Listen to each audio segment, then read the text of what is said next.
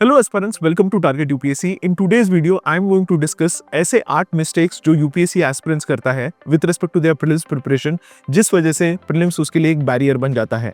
And I hope इस video के बाद you would not repeat the same mistakes. And secondly, this video would also act like an early warning system so that it prevents a disaster in UPSC prelims 2025. So ensure कीजिए ये video end तक देखिए and please do not make this mistake. The first mistake what students do with respect to their prelims preparation is late start. वो बहुत let start करते हैं उनका preparation January and फरवरी मार्च में कुछ स्टूडेंट स्टार्ट करते हैं. उन्हें लगता है पिछले अटेम्प्ट में मुझे 85 नंबर आए थे, मुझे सिर्फ 10 नंबर बढ़ाने हैं. ऐसा नहीं होता है. Every attempt is a new attempt and you have to respect this examination. At least start from mid December, जिससे आपके पूरे प्रिपरेशन में कॉन्फिडेंस आएगा. आप रिविजन के लिए टाइम देख सकते हो. सेकेंडली टेस्ट सीरीज के लिए आप टाइम दे सकते हो. हमने देखा है जब स्टूडेंट्स लेट स्टार्ट करते हैं तो उनका रिविजन नहीं होता है, वो कॉन्फिडेंट नहीं होते हैं, वो टेस्ट सीरीज नहीं दे पाते हैं, जिस वजह से उनका सिलेक्शन नहीं होता है. सो इंश्योर कीजिए at least start from mid December and full fledge preparation can be started from 1st of January. The second mistake which close to 80 to 90% students do is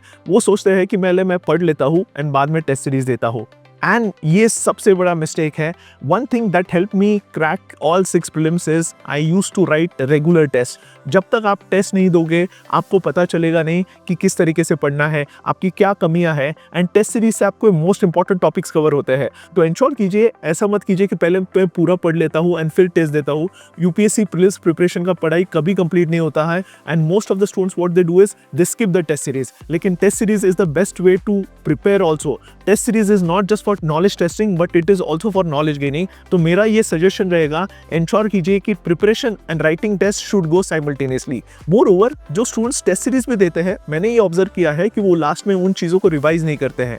क्यों रिवाइज नहीं कर पाते हैं? क्योंकि वो बल्कि हो जाता है लास्ट में. मैं सजेस्ट करना चाहता हूँ कि अगर आप टेस्ट सीरीज दे रहे हो एंड उसके नोट्स नहीं बना रहे हो तो वो लास्ट में it amounts to complete failure. तो इंश्योर कीजिए, अगर आप टेस्ट सीरीज दे रहे हो give adequate time to making notes for last minute revision. अगर आप नोट्स नहीं बनाओगे टेस्ट सीरीज से तो आप अपना टाइम वेस्ट कर रहे हो. ये सबसे इंपॉर्टेंट मिस्टेक्स जो स्टूडेंट्स करते हैं. इंश्योर कीजिए कि टेस्ट के भी नोट्स बनाइए. मूविंग फॉरवर्ड, मैंने देखा है बहुत सारे स्टूडेंट्स प्लानिंग तो बहुत सही करते हैं कि मैं पॉलिटी 20 दिन में पढ़ लूंगा, स्पेक्ट्रम 15-20 दिन में पढ़ लूंगा. But what they fail to do is वो रिविजन के लिए एडिक्वेट टाइम एलोकेट नहीं करते हैं. वो अपना प्लानिंग में रिविजन को इंपॉर्टेंस नहीं देते हैं. मैंने देखा है बहुत सारे स्टूडेंट्स लक्ष्मीकांत तो एक बार पढ़ लेंगे लेकिन साइमल्टेनियसली उस रिवीजन के लिए प्लानिंग नहीं होती है. एंड अगर आप प्रीलिम्स के सब्जेक्ट्स रेगुलरली रिवाइज नहीं करोगे तो वो आप भूल जाओगे, क्योंकि ये सारा नॉलेज बहुत वॉलेटाइल है. You have to revise multiple times. अब रिवीजन कब कर पाओगे? जब आपने टारगेट्स में, आपके प्लानिंग में रिवीजन कहीं तो मेंशन है.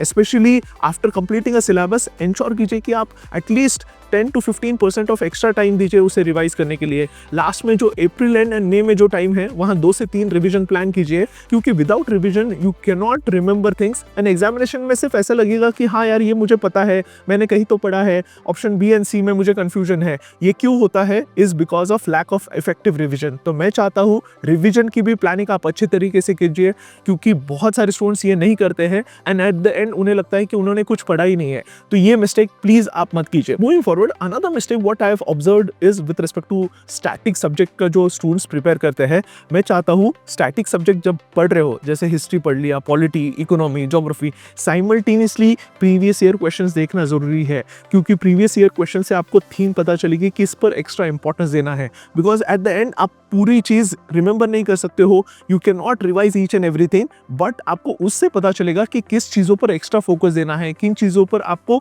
ज्यादा ध्यान देना है. तो ये पीवाईक्यू से पता चलेगा. तो अगर आप स्टैटिक का एक टॉपिक पढ़ रहे हो, साइमल्टेनियसली ट्राई कीजिए कि उससे रिलेटेड पीवाईक्यू सॉल्व करें. अगर आप 2 से 3 घंटा स्टैटिक पढ़ रहे हो, साइमल्टेनियसली इंश्योर कीजिए कि 30 to 45 minutes should be given to PYQs, analysing PYQs. And PYQs is the best way of knowledge also. तो इंश्योर कीजिए कि सिर्फ स्टैटिक सब्जेक्ट्स मत पढ़िए, उसके साथ पीवाईक्यूज को इंटीग्रेट कीजिए, जिस वजह से आपको प्रायोरिटाइज करते आएगा चीजों को. Moving forward, with respect to prioritisation what I have observed is बहुत सारे स्टूडेंट्स क्या करते हैं, medieval history, ancient history, art and culture को बहुत एक्स्ट्रा टाइम देते हैं. आई नो कि वहाँ से 7 to 8 क्वेश्चन आ सकते हैं, लेकिन ये क्वेश्चंस इतने डिफिकल्ट एंड फैक्चुअल होते हैं।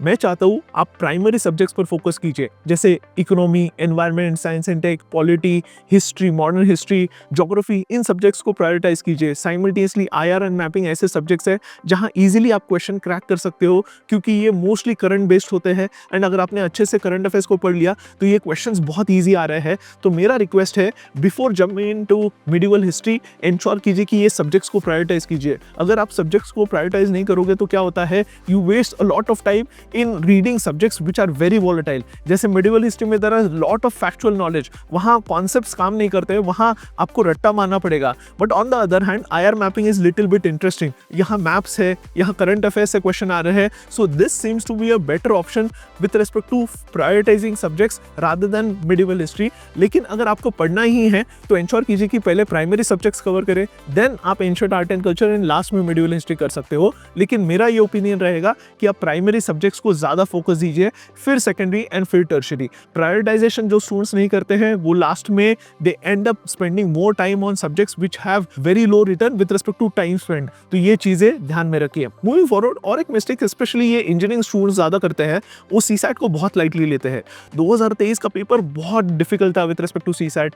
यहाँ आईआईटी के स्टूडेंट्स, आईएससी बैंगलोर के स्टूडेंट्स, ये स्टूडेंट्स भी क्रैक नहीं कर पाए हैं with respect to time constraint. 2024 का पेपर इजी था, ऐसा नहीं है कि 2025 का भी पेपर इजी आएगा। आपको इंश्योर करना है, आपको सीसैट को एडिक्वेट टाइम देना है, एटलीस्ट प्रैक्टिस क्वेश्चन। सीसैट का अगर आप प्रैक्टिस नहीं करोगे तो वो लास्ट मिनट में सॉल्व नहीं होगा। बहुत सारे स्टूडेंट्स को लगता है कि सीसैट से वीडियो देखने से होगा, लेकिन सीसैट का actual practice is solving MCQs in a time bound manner. That is the actual preparation of CSAT. CSAT cannot be just learned through watching videos. It can be only learned through solving questions and understanding the concept. ये right way है। CSAT में बहुत सारे students ये mistake करते हैं कि वो लेट स्टार्ट करते हैं, उन्हें लगता है कि CSAT पिछले बार निकल गया था, इस बार भी निकलेगा। वो मार्च, अप्रैल, मई में स्टार्ट करते हैं। मेरा ये रिक्वेस्ट रहेगा कि एटलीस्ट रेगुलर इंटरवल पर आप MCQ सॉल्व कीजिए, जिससे CSAT का एक टेंशन नहीं रहेगा लास्ट में। एंड अगर आपको प्रॉब्लम भी आता है, you will be able to take right corrective steps. तो इंश्योर कीजिए कि CSAT जल्दी स्टार्ट कीजिए, एटलीस्ट जैन एंड फरवरी से at least go through the CSAT concepts, MCQ solve करना स्टार्ट कीजिए।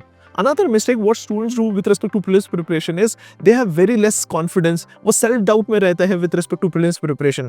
I understand कि यहाँ competition ज़्यादा है, लेकिन I would like to tell you, अगर आप seriously 5 to 6 months पढ़ रहे हो prelims preparation के लिए and आप right resources को revise कर रहे हो, test series दे रहे हो, you need not have this self doubt. आप confident रह सकते हैं। मेरा ये कहना है, अगर आपने अपना काम अच्छे से किया है, you have a very good chance of clearing this examination. इस 5 to 6 months में consistency मेंटेन करना, टेस्ट सीरीज सॉल्व करना, अपने स्टैटिक सिलेबस एंड PYQs को अच्छे से पढ़ना, न्यूज़पेपर फॉलो करना, अगर आप ये चीजें रेगुलरली कर ले हो, there is no need to fear about this examination. तो ध्यान में रखिए, आपके प्रीवियस अटेम्प्ट्स को भूल जाइए। अगर आपका 2 बार प्रीलिम्स नहीं निकला है तो वो बर्डन आप लेके मत चलिए। जो स्टूडेंट्स ये बर्डन लेते हैं, व्हाट हैपेंस इज वो self doubt and under confidence की वजह से प्रिपरेशन नहीं कर पाते हैं। दे आर ऑलवेज थिंकिंग कि क्या होगा अगर प्रीलिम्स नहीं होता है। मेरा ये सजेशन रहेगा, do not take the burden of your previous attempt. Look at this attempt as a new attempt and prepare for this prelims as if you're writing your first attempt. जब तक इस mindset से नहीं पढ़ोगे तो क्या होगा, वो कॉम्प्लेसेंसी नहीं आएगी। नॉर्मली मैंने देखा है 3rd 4th अटेम्प्ट के बाद स्टूडेंट्स में एक कॉम्प्लेसेंसी आती है, जिस वजह से उनके प्रिपरेशन में एक एनर्जी नहीं आती है। तो मैं चाहता हूँ prepare as if this is your first and last attempt. ये एक इंपॉर्टेंट चीज ध्यान में रखिए। सेल्फ डाउट मत रखिए। अगर सेल्फ डाउट को निकालना है तो एक्स्ट्रा प्रिपरेशन करने की जरूरत है, उसमें टाइम इन्वेस्ट मत कीजिए in over thinking. And last and most important advice मैं देना चाहता हूँ for all the aspirants is stick to your resources. जो भी रिसोर्सेज फॉलो कर रहे हो उससे स्टिक रहिए। Do not constantly change the resources. Last में with respect to prelims preparation वो न्यूज़पेपर पढ़ना बंद कर देते हैं। मेरा रिक्वेस्ट है, at least give 1 to 1.5 hours with respect to reading newspaper, because UPSC is framing not just current questions but static questions also from topics which are in trend. तो newspaper पढ़ना मत छोड़िए। जब तक आप न्यूज़पेपर पढ़ते रहोगे, you will have an edge with respect to your preparation. And I hope you do not make these mistakes and take this video as an early warning system, जिस वजह से आप अपने prelims preparation को एक अच्छी तरीके से टैकल कर पाओ। Do let me know in the comment section कि कौन सा आपका सब्जेक्ट सबसे वीक है, so that we can help you with respect to that subject in our coming YouTube videos. Thank you.